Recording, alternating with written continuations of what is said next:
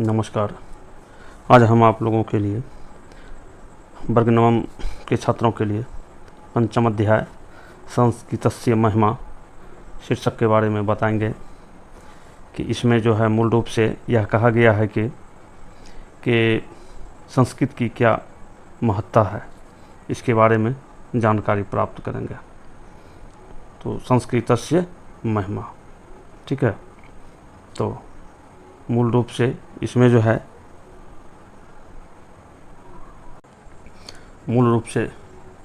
संस्कृत की क्या महानता है, आज के इस परिवेश में संस्कृत हमें पढ़ना चाहिए या नहीं पढ़ना चाहिए, इसके बारे में विस्तृत जानकारी प्राप्त करेंगे। तो संस्कृतस्य महिमा, संस्कृत की महिमा, संस्कृत की महत्ता। गुरु शिष्ये मध्ये संस्कृत कक्षायां संस्कृत भाषायाः महत्व विषये रोचक संवाद पाठे अस्मिन् वर्तते। गुरु शिष्य के बीच में संस्कृत कक्षा में संस्कृत भाषा के महत्व के विषय में रोचक संवाद इस पाठ में है। अर्थात इस पाठ में गुरु और शिष्य के बीच में संस्कृत की कक्षा में संस्कृत भाषा के महत्व के विषय में ये रोचक बातचीत हो रही है। संवाद मतलब गुरु और शिष्य के बीच जो है बातचीत हो रहा है। अर्थात इसमें जो है शिष्य जो है प्रश्न करते हैं और गुरु जो हैं उसका उत्तर देते हैं। अनेन संवादेन छात्राणाम ज्ञान वृद्धि जिज्ञासा च प्रवर्तते। इस संवाद से छात्रों के ज्ञान वृद्धि और जिज्ञासा बढ़ती है। संस्कृतस्य व्यापकत्वं शब्द रचना शक्ति अन्यम उपयोगम च दर्शयति पाठो अयम। संस्कृत की व्यापकता, शब्द रचना शक्ति और अन्य उपयोग को दिखाया गया है इस पाठ में। अर्थात इस पाठ में जो है संस्कृत की व्यापकता और शब्द रचना शक्ति का प्रयोग दिखाया गया है, बताया गया है। तो संस्कृत शिक्षक कक्षा में प्रविशति, संस्कृत शिक्षक कक्षा में प्रवेश करते हैं। छात्रा स्वस्थानम उत्थाय अभिवादनम कुर्वन्ति। छात्र जो हैं अपने स्थान से उठ करके उनका अभिवादन करते हैं। अर्थात जब शिक्षक प्रवेश करते हैं कक्षा में तो उनका अभिवादन कैसे करते हैं, तो छात्र अपने स्थान से उठ करके उनका अभिवादन करते हैं।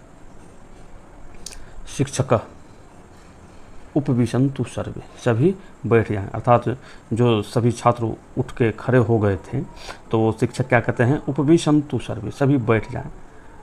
अद्य संस्कृतस्य महत्वं कथयामि, आज संस्कृत के महत्व को कहता हूँ। अब पहला छात्र है रमेश, क्या कहता है, गुरुदेवः अपि संस्कृतस्य अध्ययनं लाभकरम्। हे गुरुदेव, क्या आज भी संस्कृत का अध्ययन लाभकर है, अर्थात संस्कृत पढ़ने से फायदा है, लाभ है। शिक्षक कहते हैं नो जानासि वत्स, हे वत्स नहीं जानते हो, हे बच्चे नहीं जानते हो, संस्कृतम बिना नो संस्कृति, संस्कृत के बिना संस्कृति नहीं है, संस्कृत के बिना संस्कृति नहीं है। राजीव, का नाम संस्कृति, संस्कृति क्या है, अर्थात संस्कृति क्या है, संस्कृति किसको कहेंगे, ठीक है। का नाम संस्कृति मतलब संस्कृति का क्या नाम है, कैसे जानेंगे कि यह संस्कृति है। तो शिक्षक कहते हैं संस्कृते एव आचारा विचारा भावनाश्च सन्ति। संस्कृति में ही आचार मतलब आचरण, विचार और भावना है। संस्कृति में क्या है, आचार विचार और भावना है। यत्र, ठीक है, यत्रे में भवन्ति तत्र संस्कृति ही, जहाँ वो है वहीं संस्कृति है। अर्थात अच्छा व्यवहार विचार भावना जहाँ है वही क्या है, संस्कृति है। पुष्कर कहता है कथयन्ति जना यत इयं मृता भाषा। कहते हैं लोग, कथयन्ति जना मतलब कहते हैं लोग, यत यह इयं मृता भाषा, यह तो मरी हुई भाषा है। शिक्षक कहते हैं वत्स, हे वत्स। अब यहाँ देखना है क्या संबोधन का चिन्ह है, वत्स के बाद तो क्या हो जाएगा, हे वत्स, हे बच्चे, ज्ञानहीनास्ते, वे ज्ञानहीन हैं। क्या है, वे ज्ञानहीन हैं। कौन ज्ञानहीन है? अर्थात जो कहते हैं कि ये मरी हुई भाषा है तो वे ज्ञानहीन है, अर्थात उनके पास उतना ज्ञान नहीं है। अस्यामेव भाषानाम भारतीय भाषानाम जीवनम, यह ही भारतीय भाषाओं का जीवन है। यह क्या है? अर्थात यह संस्कृत जो है वही भारतीय भाषाओं का जीवन है। अस्याह एव भारतीय भाषा निर्गता, इससे ही भारतीय भाषा निकली हुई है। इससे क्या है? भारतीय भाषा निकली हुई है। ए तदर्थम सा भाषा नाम जननी कथ्यते, इसलिए वह भाषाओं की जननी कही जाती है। जननी मतलब क्या? माँ। इसलिए यह भाषा जो है सभी भाषाओं की माँ कही गई है। ने अयमृता, यह मरी हुई भाषा नहीं है। अपितु अजरा अमरा चौती, बल्कि यह अजर और अमर है। ठीक है, यह भाषा कैसी है? तो अजर और अमर है। अद्यापि सा जीवती, आज भी यह जीवित है। आज भी यह क्या है? तो जीवित है।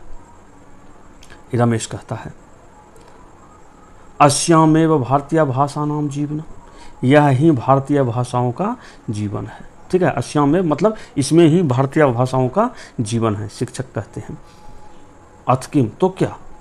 सर्वाः भारतीय भाषा संस्कृत भाषा या ऋणम धारयन्ति, सभी भारतीय भाषा संस्कृत भाषा के ऋण को धारण करता है। अर्थात जितने भी भारत में भाषा हैं सभी भारत की भाषा जो हैं संस्कृत भाषा का कर्जदार है। ऋणम धारयन्ति मतलब ऋण को धारण करता है, मतलब क्या?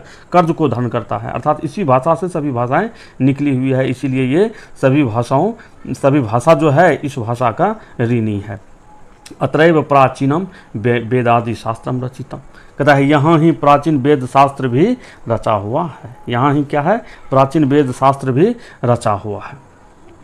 अब अगला छात्र कहता है क्या? कमाल। कमाल क्या कहता है? शब्द ज्ञानाय संस्कृत कोशोपि वर्तते कि, शब्द ज्ञान के लिए संस्कृत कोश भी है क्या? कमाल क्या प्रश्न करता है कि शब्द ज्ञान के लिए संस्कृत कोश भी है क्या?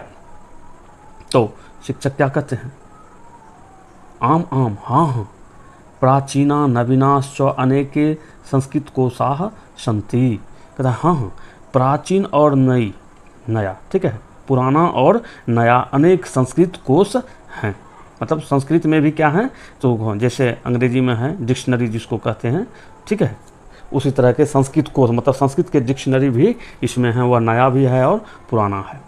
शब्द रचना विधि अपि व्याकरणे वर्तते, शब्द रचना की विधि भी व्याकरण में है। तेन लक्षशः शब्दा निर्मीयन्ते, उससे लाखों शब्द का निर्माण किया जाता है। ठीक है, इसमें शब्द रचना की विधि भी बताया गया है। किसमें? तो संस्कृत व्याकरण में है, जिससे लाखों शब्द का निर्माण होता है। अन्यासु भाषासु प्रदीयन्ते, अन्य भाषाओं में भी यह प्रदान है, मतलब अन्य भाषाओं में भी इसका शब्द का निर्माण का प्रयोग किया जाता है। पुष्कर कहता है अस्याह व्याकरणम अपूर्वम तरहि, तो इसका व्याकरण तो अपूर्व है। अपूर्व मतलब क्या? अर्थात संस्कृत व्याकरण से पहले और कोई व्याकरण है ही नहीं, इसका व्याकरण क्या है? अपूर्व है। शिक्षक कहते हैं, शिक्षक अत्र पाणिनि श्रेष्ठ वैयाकरण आसीत, यहाँ पाणिनि जो हैं श्रेष्ठ वैयाकरण हैं, अर्थात व्याकरण के रचनाकार कौन है? पाणिनि यहाँ जो है क्या है? श्रेष्ठ हैं, अर्थात सबसे उत्तम है। तत् सदृश न कुत्रापि वैयाकरणो जाता, उसके समान कहीं भी कोई व्याकरण की रचना करने वाले नहीं हुए। ठीक है, तत्सदृश मतलब उसके समान, नो कुत्रापि नहीं कहीं भी व्याकरण हुए, अर्थात व्याकरण की रचना करने वाले हुए। लतिका, अब लतिका क्या कहती है? किम पाणिनि समान कुत्रापि व्याकरणो नास्ति, क्या पाणिनि के समान कहीं भी व्याकरण नहीं है, अर्थात व्याकरण की रचना करने वाले कोई नहीं है कहीं भी। शिक्षक कहते हैं आम, हाँ, अस्यो उत्तरम सर्वत्र मौनम अस्ति, इसका उत्तर सभी जगह मौन है। अर्थात कहीं भी प्रश्न किया जाता है कि पाणिनि से पहले कौन वैयाकरण थे, व्याकरण की रचना करने वाले, तो इसका उत्तर क्या आता है? मौन आता है, मतलब क्या है? कोई नहीं है। अब रमा कहती है गुरुदेव, हे गुरुदेव, मम पिता कथयति यत् संगणके अपि संस्कृत सहायकम भवति, मेरे पिता कहते हैं कि यह कंप्यूटर में भी, संगणक मतलब क्या? कंप्यूटर, मेरे पिता कहते हैं कि कंप्यूटर में भी संस्कृत सहायक होता है क्या? शिक्षक कहते हैं सत्यम वदति ते पिता, तुम्हारे पिता जो हैं सत्य बोलते हैं। अपिच और भी योग शास्त्रे पतंजलि कृतम योग दर्शनम अपि अपूर्वम, कहता है और भी योग शास्त्र में पतंजलि कृत योग दर्शन भी अपूर्व है, अर्थात पतंजलि के द्वारा जो योग दर्शन रचा गया है इससे पहले और कोई योग शास्त्र की रचना किए ही नहीं है। कमाल पूछते हैं फिर पूज्यवर, हे पूज्यवर, श्रूयते यत संस्कृते क्रिया रूपाणी असंख्यानि सन्ति, सुना जाता है कि संस्कृत में क्रिया रूप भी असंख्य हैं। असंख्य मतलब क्या, मतलब जिसकी गिनती नहीं कर सकते, एकदम असंख्य है। सुना जाता है कि संस्कृत में क्रिया रूप भी क्या है, असंख्य हैं। शिक्षक कहते हैं सत्यम एतत्, ठीक है, सत्यम एतत्, हाँ यह सत्य है। धातवा एव द्विसहस्त्रधिका, धातुएं जो हैं, ठीक है, धातुएं ही क्या हैं, द्विसहस्त्रिका, 2000 से आगे है, ठीक है, अधिक है, ठीक है। धातुएं कितने हैं, 2000 से अधिक हैं। तेसाम 10 लकारेषु नाना रूपाणि भवन्ति, उनमें 10 लकार के अनेक रूप होते हैं। क्या होते हैं, 10 लकार के अनेक रूप, अर्थात जैसे अंग्रेजी में पढ़ते हैं 3 लकार, ठीक है। कौन कौन पढ़ते हैं, पास्ट टेंस, प्रेजेंट टेंस और फ्यूचर टेंस। तो उसमें भी जो है एक जैसे प्रेजेंट टेंस लेते हैं तो उसके 4 भाग हो जाते हैं, ठीक है। पास्ट टेंस लेते हैं उसके भी 4, तो 12 हो जाते हैं। लेकिन इसमें जो है क्या है, लकार कितने हैं, तो 10 हैं। तो अब जो है एक नहीं बल्कि 2000 से अधिक धातुएं हैं और एक धातु के 10 रूप हैं, 10 लकार हैं, तो उसके अनेक रूप हैं। सर्वेषु लकारेषु नव नव रूपाणि सन्ति, सभी लकारों में जो है नए नए रूप हैं, सभी लकारों में क्या है, नए नए रूप हैं। पुष्कर कहता है धातवो अपि त्रिधा भवन्ति इति भवान उक्तवान, कहता है कि आप तो बोले क्या, भवान उक्तवान मतलब क्या, आप बोले कि धातु अपि त्रिधा भवन्ति, धातुएं भी 3 प्रकार के होते हैं। शिक्षक कहते हैं आम, हाँ, केचित आत्मनेपदिनः, केचित परस्मैपदिनः, केचित उभयपदिनः, कुछ जो हैं आत्मनेपदी हैं, कुछ परस्मैपदी हैं, कुछ जो हैं उभयपद हैं, मतलब क्या, दोनों हैं। कुछ धातुएं क्या है, आत्मनेपदी हैं, कुछ धातुएं क्या हैं, परस्मैपदी है, और कुछ जो है उभयपदी, मतलब क्या, आत्मनेपदी और परस्मैपदी दोनों हैं। एवं त्रिधाते भवन्ति, इसलिए वे 3 प्रकार के होते हैं, ठीक है। धातुएं कितने प्रकार के यहाँ हो गए, तो आत्मनेपदी, परस्मैपदी और उभयपदी, इस प्रकार 3 प्रकार के होते हैं। रहीम कहता है तदा तो भाष्य अयम अतीव जटिला, तो यह भाषा बहुत जटिल है। शिक्षक कहते हैं न न न, नहीं नहीं, सरला अपीसा कठिना अपीसा, यह सरल भी है और कठिन भी है। संस्कृत भाषा क्या है, वह सरला अपीसा, वह सरल भी है, कठिना अपीसा, वह कठिन भी है। सामान्य प्रयोग है सरला, सामान्य प्रयोग में वह सरल है, अर्थात जिस भाषा का हम रोज प्रयोग करेंगे तो वह सरल हो गया। गूढ़ विषय निरूपण जटिला, और गूढ़ विषय में वह जटिल है, मतलब जिसको कभी हम पढ़ते ही नहीं हैं, कभी उसका प्रयोग ही नहीं करते हैं, तो वह क्या हो जाता है, जटिल हो जाता है। यदेक्षम प्रयोगम क्रियते, जब इच्छा होती है, जब इच्छुक हैं तब उसका हम प्रयोग करते हैं, अर्थात जिस भाषा का जितना प्रयोग करेंगे वह उतना ही क्या हो जाएगा, सरल हो जाएगा। रामा कहता है गुरुदेव किम विज्ञानानि अपि संस्कृते सन्ति, क्या विज्ञान भी संस्कृत में है, ठीक है, क्या विज्ञान में भी संस्कृत हैं। शिक्षक कहते हैं किम कथयसि, क्या बोलते हो, अर्थात क्यों नहीं है। भूगोल खगोल विषय आर्यभट्ट, भूगोल में जो खगोल विषय है वह आर्यभट्ट के द्वारा लिखा हुआ है। बृहत संहिता इत्यादि, बृहत संहिता इत्यादि प्रसिद्ध ग्रंथ हैं। राजीव कहता है अतः परम नास्ति किमपि, कहता है कि इसलिए यहाँ पर यह नहीं है क्या। शिक्षक कहते हैं कथम नास्ति, क्यों नहीं है। बीज गणितम चिकित्सा शास्त्रम, जो बीज गणित हम लोग पढ़ते हैं वह किस में है, तो संस्कृत के चिकित्सा शास्त्र में है। भौतिक विज्ञानम रसायन शास्त्रम वनस्पति विज्ञानम वास्तु विज्ञानम विधि शास्त्रम संगीत शास्त्रम इत्यादि नाना ग्रंथेषु प्रकाशितानि सन्ति, कहता है कैसे नहीं, बीज गणित चिकित्सा शास्त्र, भौतिक विज्ञान, रसायन विज्ञान, वनस्पति विज्ञान अर्थात क्या जीव विज्ञान, वास्तु विज्ञान घर मकान बनाने में जो वास्तु विज्ञान है वो, विधि शास्त्र मतलब नियम कानून की किताबें जो है विधि शास्त्र, संगीत शास्त्र जो गाना बजाना है संगीत शास्त्र इत्यादि अनेकों ग्रंथ जो हैं प्रकाशित हैं।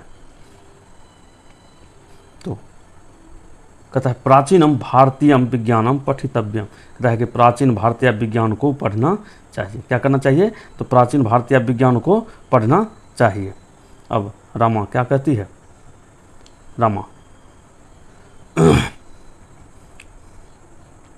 किम प्रतियोगी परीक्षासु संस्कृतम उपयोगी वर्तते, क्या प्रतियोगिता परीक्षा में संस्कृत उपयोगी है? शिक्षक कहते हैं प्रायः सर्वत्र प्रशासनिक परीक्षासु संस्कृतो अपि ऐच्छिको विषय, प्रायः सभी जगह प्रशासनिक परीक्षाओं में संस्कृत भी ऐच्छिक विषय है। अर्थात जितने भी प्रशासनिक परीक्षाएं होती है सब में जो है ऐच्छिक विषय, मतलब हम अपनी इच्छा के अनुसार जो है संस्कृत को भी रख सकते हैं, अर्थात संस्कृत विषय भी ऐच्छिक विषय में है। मतलब हो गया कि डीएम हो गया, एसपी हो गया, जो भी प्रशासनिक पदाधिकारी हैं वो जो भी बनते हैं वो परीक्षा में जो है अपना एक विषय के रूप में संस्कृत भी रख सकते हैं। रहीम में कहता है तथा तो यम अति उपयोगी भाषा, रहीम क्या कहता है? तब तो यह बहुत ही उपयोगी भाषा है। शिक्षक कहते हैं अथ किम, तो क्या? अथ किम, तो क्या? पुष्कर कहता है तरहि नूनम एव सर्वैः अस्माभिः मनोयोगेन संस्कृतम पठनीयम, तो निश्चित ही हम सभी को मन लगा करके संस्कृत पढ़ना चाहिए। तरही मतलब तो, नूनम एव मतलब निश्चित ही, सर्वैः हम सभी को, अस्माभिः मतलब हम सभी को, मनोयोगेन मन लगा करके संस्कृत पढ़ना चाहिए। धन्य अयम भाषा, ये भाषा धन्य है। ठीक है, ये हो गया। फिर जो है अगले वीडियो में मैं इसका प्रश्न उत्तर लेकर के आऊँगा। ठीक है, धन्यवाद।